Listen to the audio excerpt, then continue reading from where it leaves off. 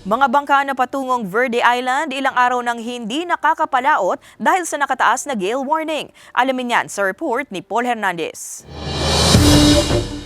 Habang tenga pa sa Kalumpang River ang passenger sea vessel na ito, ikinakarga na muna ang feeds ng mga tauhan sa bangka papuntang Isla Verde, Batangas City. Ilang araw na namang hindi makakabalik sa isla ang bangka dahil sa gale warning.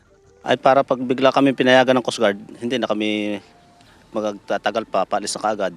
Iniinda na rin ni Arnel ang gastos dahil wala rin naman daw silang pinagkakakitaan ng mga kasamahan sa paglalayag. Walang storm signal sa Batangas pero mas malala pa raw ang idinudulot na habagat sa lagay ng dagat. 4 na araw na kami dito na puro gastos laang. Dahil bukas naman siguro, sabi ng Coast Guard,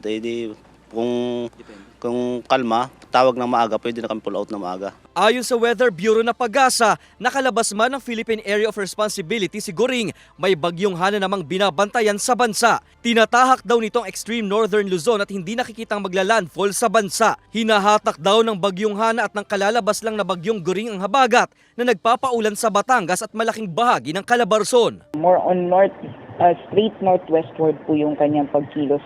Possible po na kung magla-landfall man po siya ay dito sa Taiwan area. Sa linggo raw posibleng lumabas ng bansa ang bagyong Hana.